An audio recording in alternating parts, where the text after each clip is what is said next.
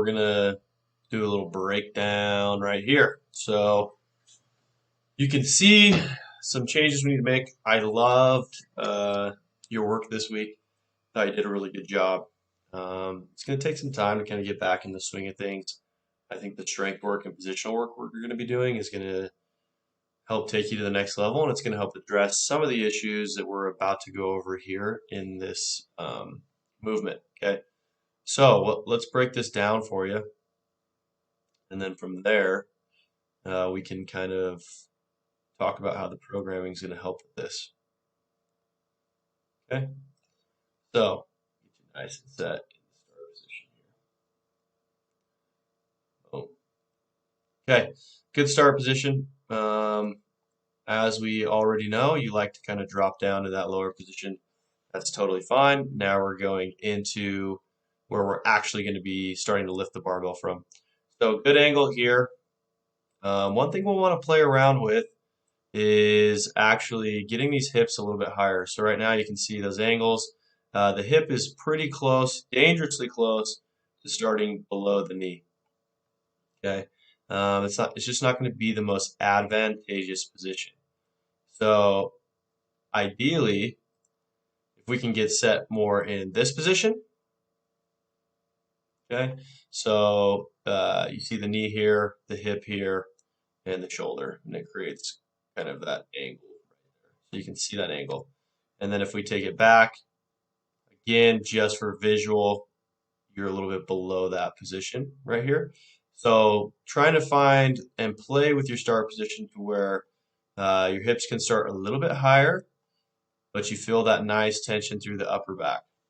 Okay, so I want you to play around with that, see what we can do with that, and find a position where we have a little bit more engagement through the hamstrings. You're a very quad dominant lifter, which is not a bad thing, but we're going to want to start to strengthen this posterior chain to help take you to kind of the next level that we want to get with your lifting. Okay, so despite all that, you do a fantastic job, like unbelievably good job for that position you're in maintaining your back angle. So if I kind of bring this back, boom, that back angle stays pretty freaking great. I mean, you're maintaining it through the whole lift. That's huge. That's the reason why you've been so successful doing the things you're doing. Okay. Now, as we get here, boom, see a little bit of early arm engagement. I like it though. But what I would like to see is the reason I say let's strengthen that posterior chain, right, is I would like to see you stay back and balanced in this foot just a little bit longer. That's what you tend to do is you have this little shift forward. Boom. A little early in my opinion. So bars just getting to power position in the snatch or kind of that triple extension position, and you can tell you're in your toes. Okay, now what that's going to do, I mean, you're an explosive athlete, you come from a sports background.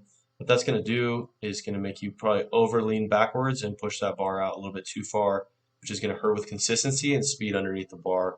So let's check it out. Boom, boom. Okay, you're in the toes. Boom. So like I said, there's a lot of space between you and the bar right here. And as we can clean this up, your consistency is going to go through the roof. So you have a really big lean back, and that bar is super far away from the body. See all that space right here?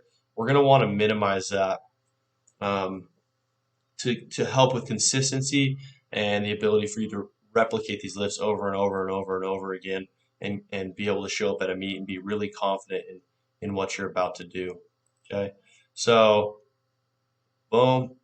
The way we're going to do that, so we're going to go over that real quick, and the way we're going to do that is kind of changing the balance point, right? So we're going to play with that start position as we come past the knee. We're going to let's focus on sweeping that bar back towards the hip while keeping that balance a little further back in the foot. So think about staying a little bit further back in the foot. I don't believe in just being in the heels, but a cue for you might be stay in your heels. Okay, that might work for you specifically as an athlete and make sense for you, but most likely not another lifter. So I'm going to just say that tentatively right now. go ahead and feel like you're kind of staying back in your heels a little bit on this pull. And if we do that, it'll naturally kind of straighten out this. So you don't have to think a ton, because naturally, if we stay back and extend, it's going to straighten you out a little bit more vertically. And just because of where your center of balance is in your foot, it's going to extend and feel a little bit different than right now. So that's going to help you extend the bar a little more vertically. And with that chest staying more vertical, you're going to stay closer to that bar.